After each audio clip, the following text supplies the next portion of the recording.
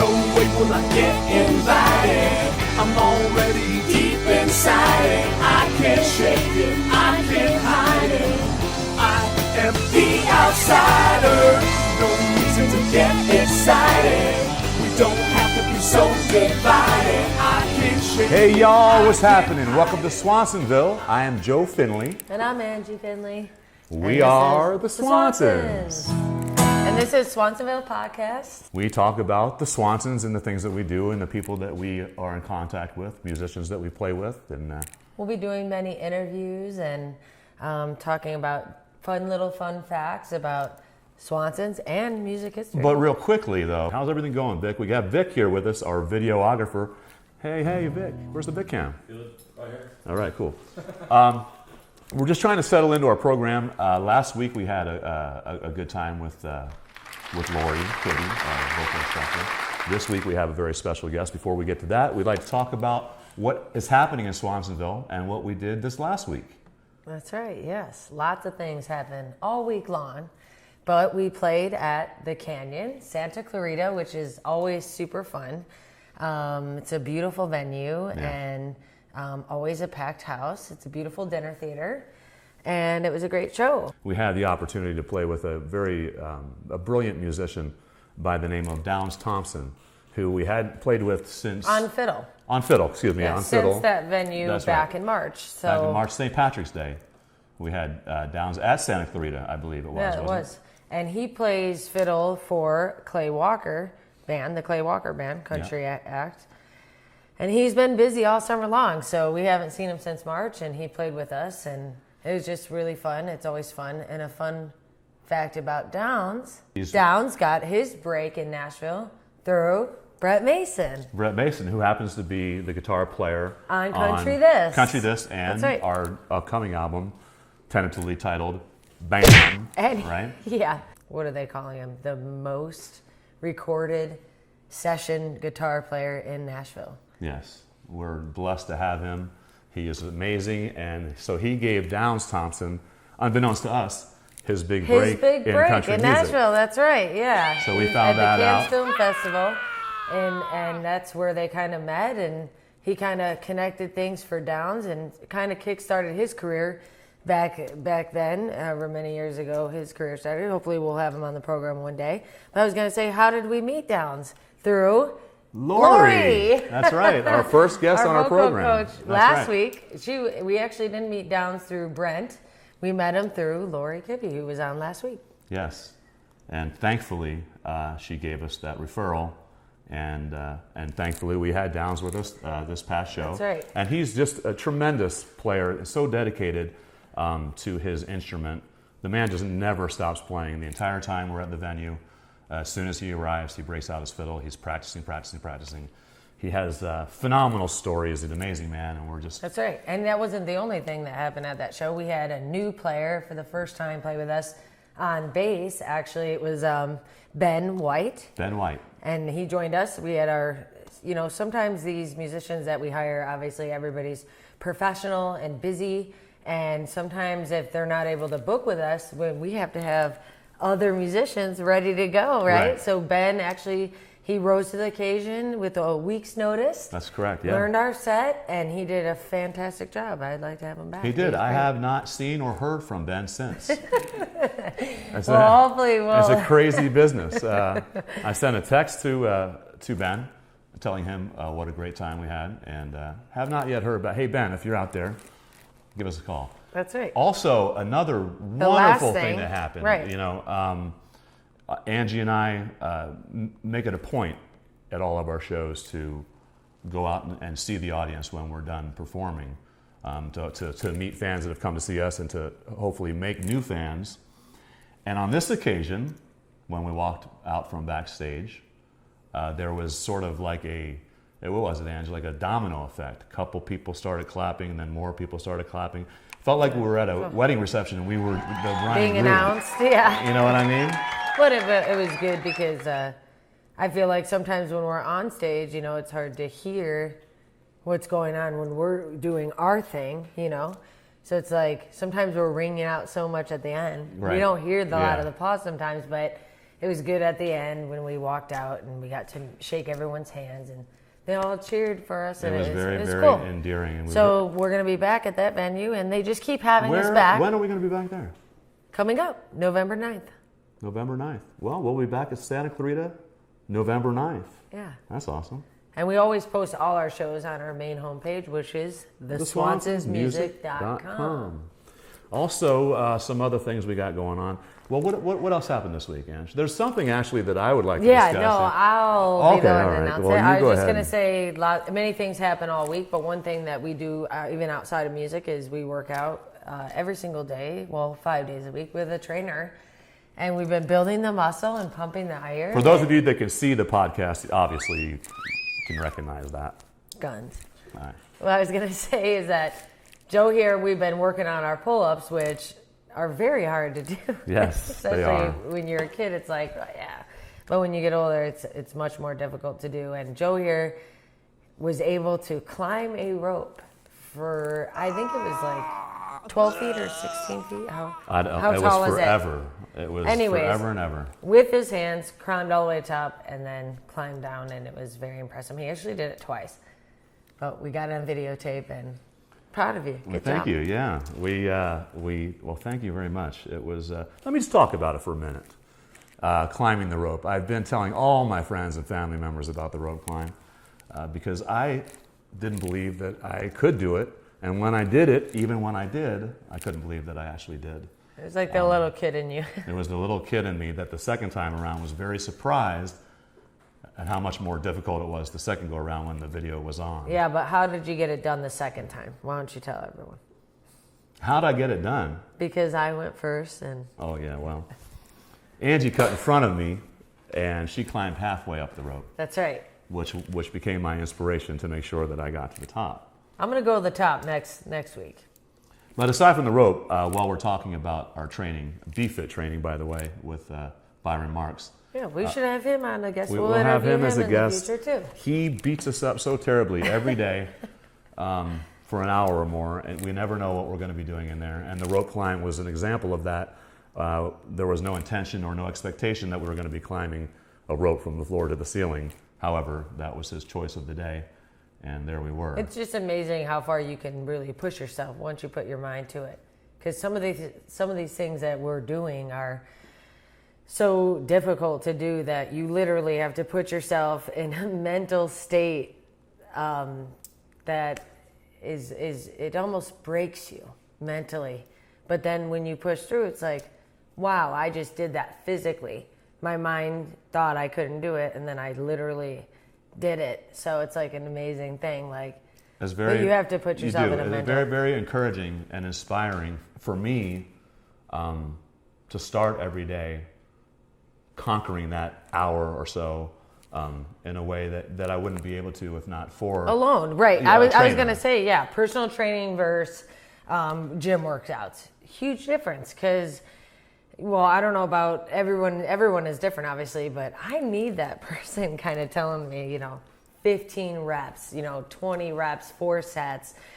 Otherwise, I'm probably not going to do it. There's no way in the world that we would be doing the things that we're doing under Byron's so I'm care. thankful to have him. And So we're very, very happy and grateful to have Byron and BFit start our day every day.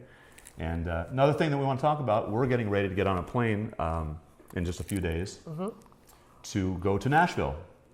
Back to Nashville, one of our favorite places. And also, we go many times a year. We go Correct, many times a year recording music and... I need a drink too, Angela. Well, Cheers. Let me just drink from this awesome country, this coffee mug. Back to Nashville. It's becoming our home away from home. That's where we make our music now and forever. We have made a lifelong commitment to Nashville country music and hopefully the musicians that have been supporting us in these first 2 albums. But we're going back to put the finishing touches on our follow-up to Country This, which is pretty exciting. That's right. And actually, it's so funny because we're under the pressure because the new album the title track, we actually already decided, we're like, oh yeah, let's call the album this, which, are we saying it already? Yeah, we already said it. Okay, we're calling it Bam. Bam! A couple other songs that we're going back to record. One which is completely unwritten, right? We've got the music for it. And another one which you and I worked on last night called Thank God. That's right. So you have a lot to work on. We have a lot to work on. The song Bam, we're working on diligently to work out our parts and our phrasing to make sure that we're feeling it right, you know. Well, sing yeah, it the way that we one's want the to. most important because It's the title track track. on our album, so yeah, it's going to be a lot of fun. And then we're going to do maybe some interviewing over there in Nashville for our podcast because guess who's going with us, Ange? You know. Vic, the video guy, heading to Nashville. That's right. So we're going to document this whole experience. That's Yep. right. It's His your first first time, Vic? First time. So First time in excited. Nashville. So we're going to go out there and we're going to complete BAM, as Angie said. We're still working and writing some other things, so we've got our work cut out for us. We'll do And a podcast. We'll do a while podcast. We're there. also shooting a music video for the song that you hear during the beginning of each podcast, The Outsider. Yeah, The Outsider. We're going to make that in Nashville. Yeah, so that's going to be a Because lot you of wrote fun. that song around the whole idea. The whole of idea. Us kind of being outsiders in Nashville because, well, we haven't purchased the property there yet, but we're keep going on- to try yeah. to get away with it for as long as we can. But I have a quick example For now, while we're we're the talking outsiders. about the work in Nashville. Let me just show our audience, our viewing audience, what we were working on last night so you can have a better idea of how this thing works. This song's called Thank God. Whoops.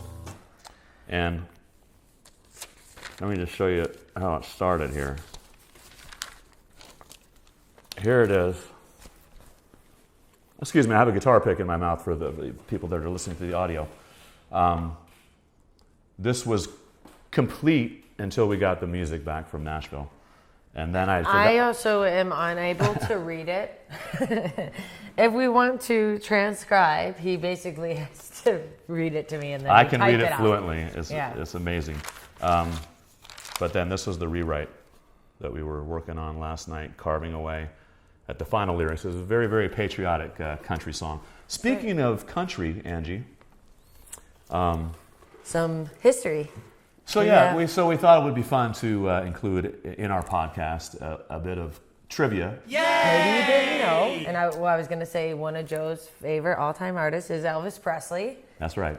Mine too, classic, love We him. all love Elvis. I think. But what that's, the fun fact is that, did you know? the fun fact is, and maybe a lot of people know this, and maybe a lot of It's people the don't. first time I learned it, but Okay. Well, the fun fact is that Elvis was born with a twin brother, that's right.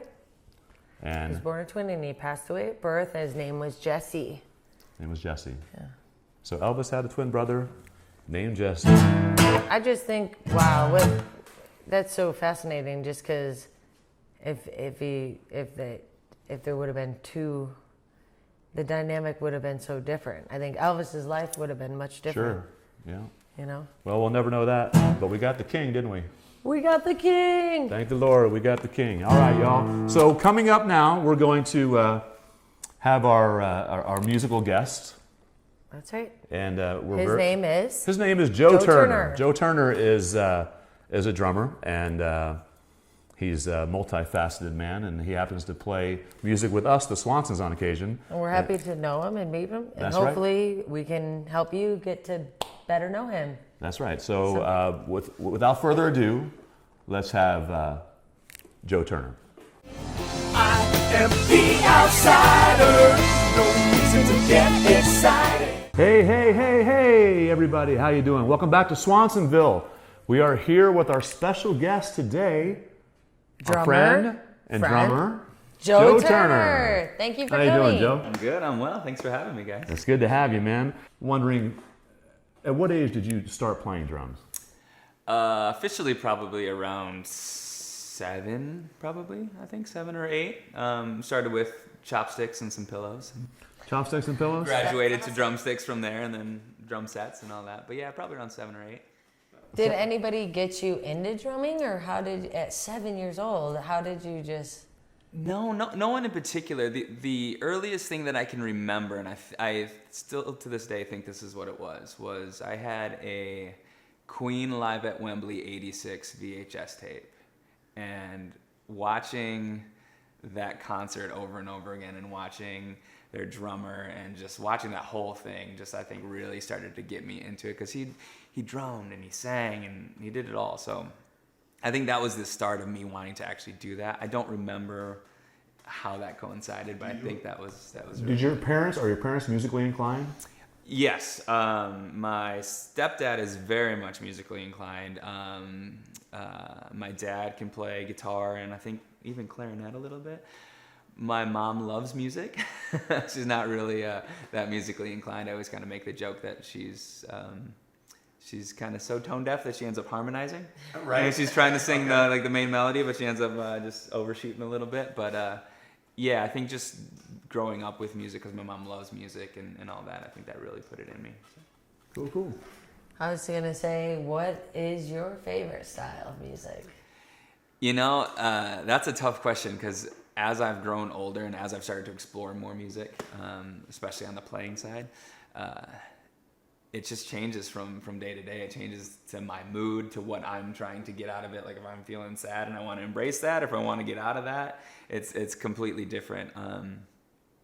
Overall, I'd say like rock, to just kind of put a general blanket on it. But I love to do just about everything. I mean, that's one reason why I've loved playing with you guys, because this is so far to what I've done in the past. I mean, I've played with some country artists in the past, but like getting in with you guys has really opened up a different world for me and let me explore some different. How do you feel about country music?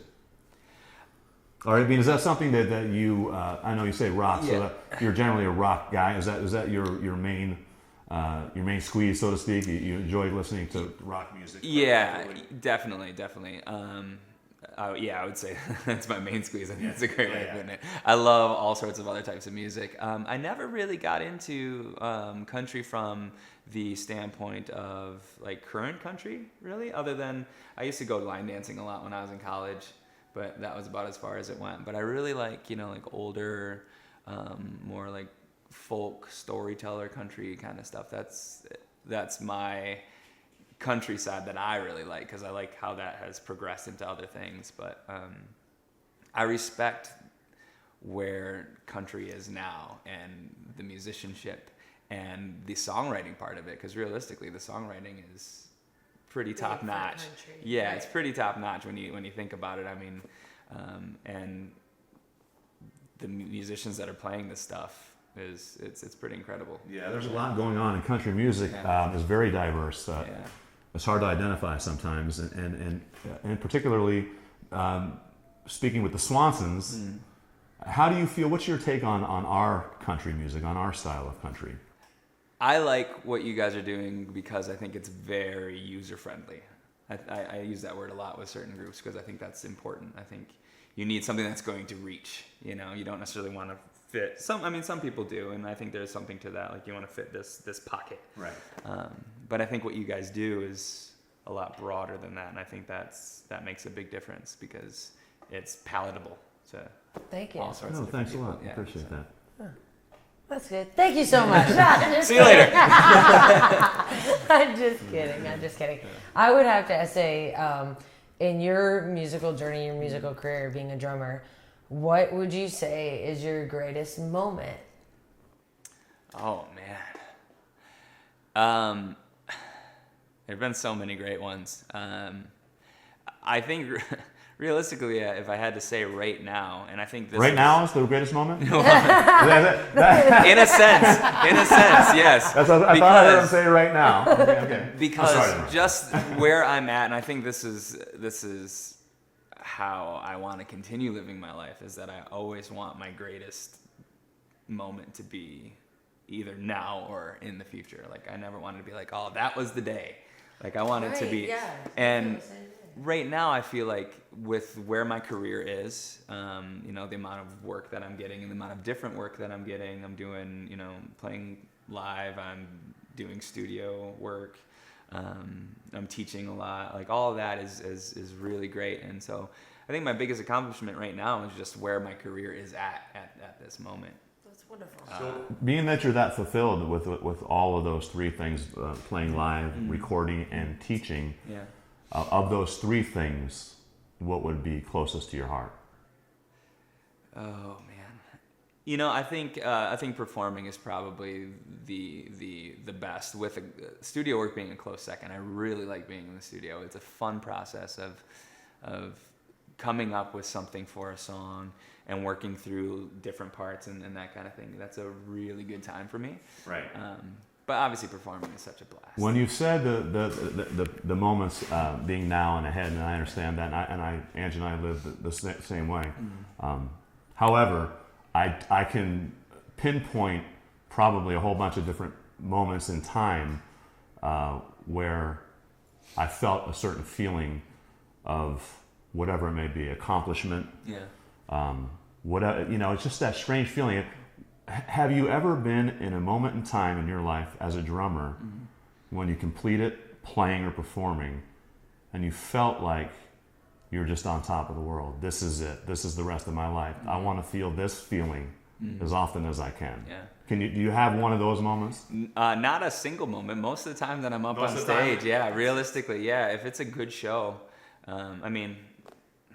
I tend to do my homework so I don't have a lot of bad shows, but if it's a good show, you feel great. Like after we played the Whiskey, I could have done that for 3 more hours. Right. That was a blast. And I with my other groups that I play with, when we get done, most of the time you're like, can we do it again tomorrow? But I think that's why we just do. Keeps getting better and better. That's why we put in all this work in between, because we want that feeling. If you don't do the work, all the hard stuff, let's run that song for the 30th time today. If you don't do that, then you get up on stage and you don't get that fulfillment because you went, played the wrong thing, or And where did you get your training from?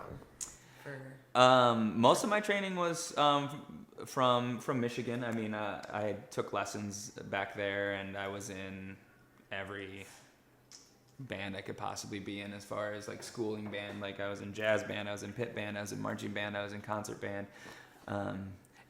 I even drummed for the choir sometimes. Like everything I could get my hands on, and I had an instructor back there, so that's where most of it came from. And then a lot of it has just been listening to different groups, learning how their drummers do what they do, and then all that gets put into my head, and then you spit it out. So that's kind of what is your practice regimen like?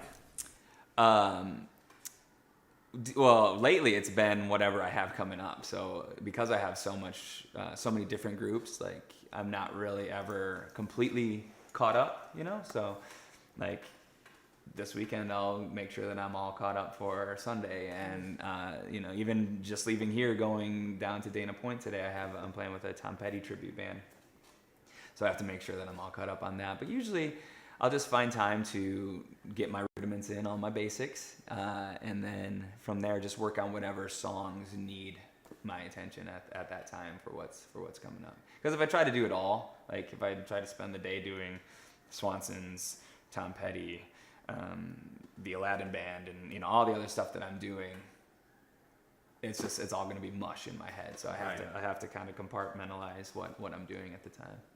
And also, you said earlier that you said back there. So where are you from, and what brought you out to California? I'm originally from Michigan. I'm a Midwestern boy. Yeah. I came out to California in 2007 to pursue music. That was really my goal. But also just to get out of Michigan, at the time.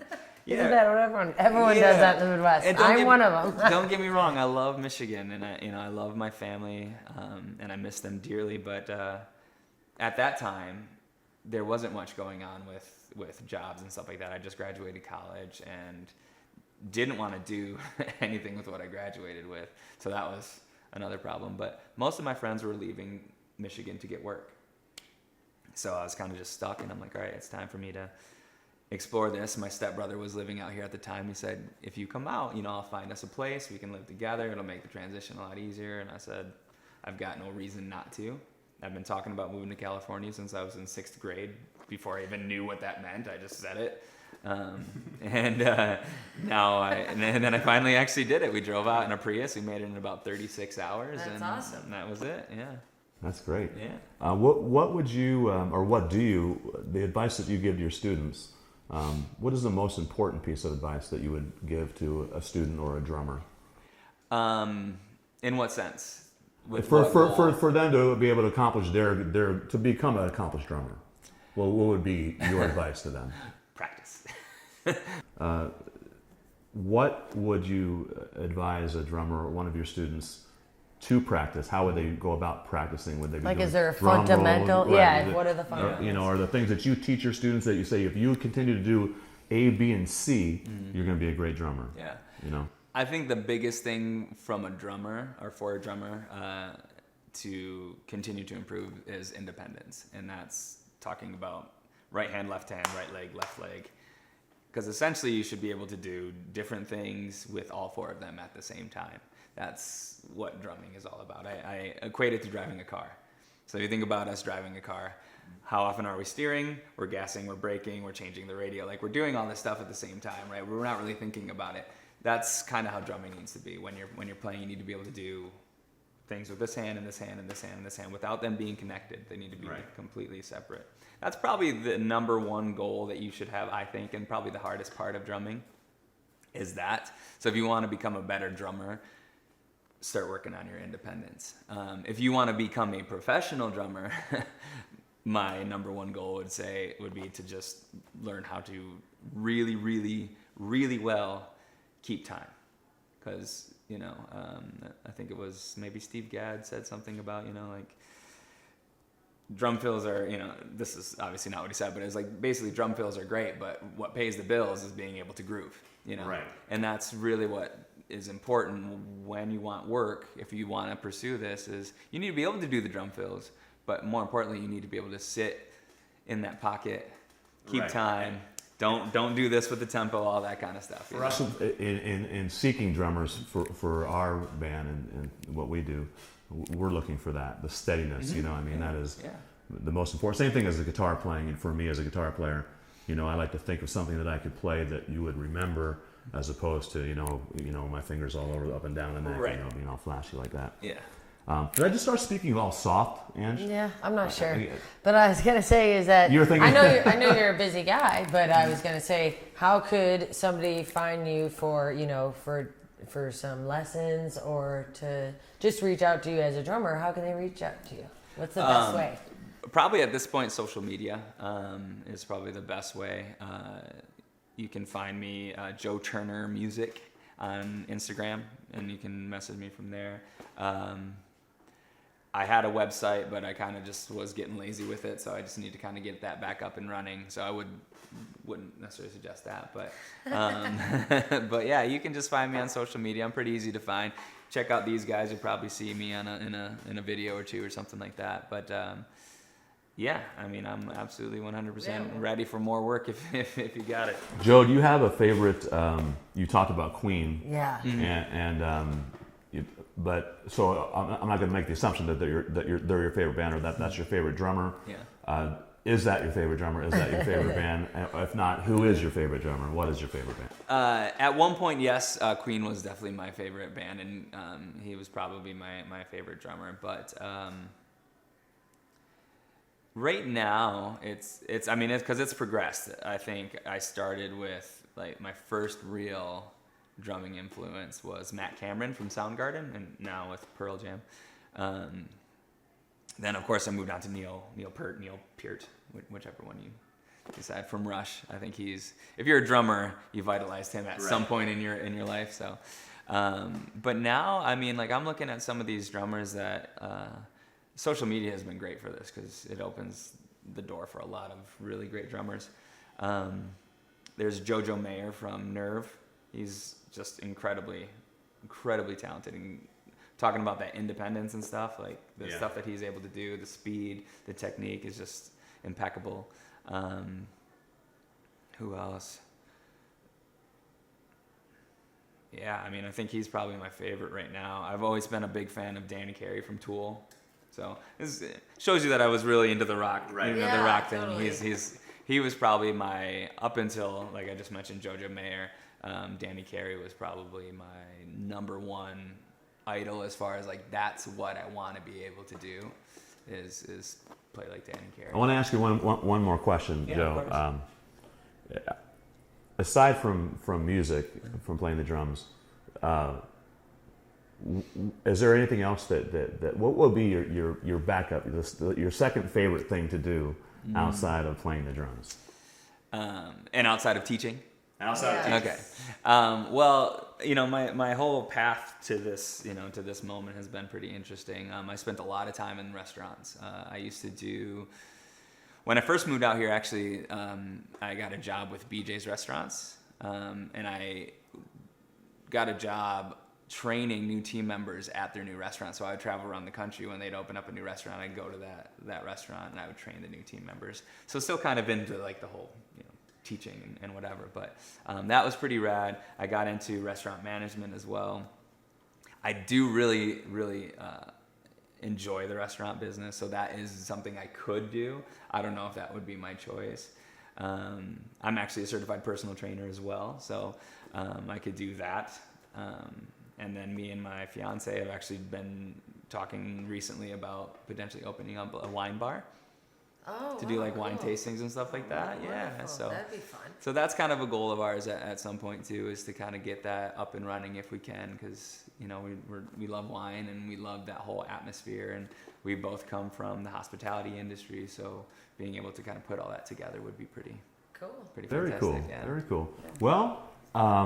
I think we're gonna play a little Let's play a song little again. bit. We'll play a little song together, and I just want to say before we do this, Joe, thank you so much for being a friend, for Coming being to a the part of the interview Swansons and experience, being a being part on of our our podcast. band. Yeah, we love having you. And You're an God amazing bless drummer. you, and we look forward to playing many more shows with you, and to seeing you succeed in anything that you do.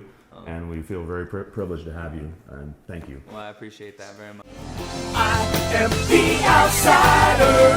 No reason to get excited. All right, here we go. It's a little Swanson tune? 3, 4.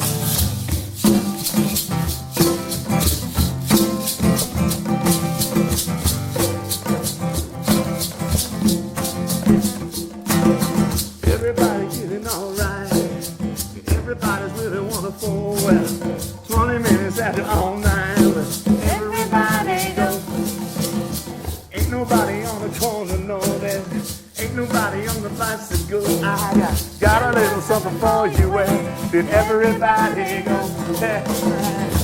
Where did everybody go? Everybody go. Where did everybody go? Everybody go. Where did everybody go? Where did everybody? Where did everybody go now? Where did everybody? Where did everybody go now? Where did everybody? Where did everybody go now?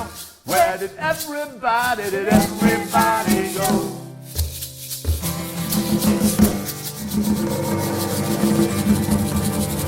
Ladies and gentlemen, our good friend and drummer, Joe Joe Turner. Thanks, Joe. Thank you so much. All right. Awesome. Thank you.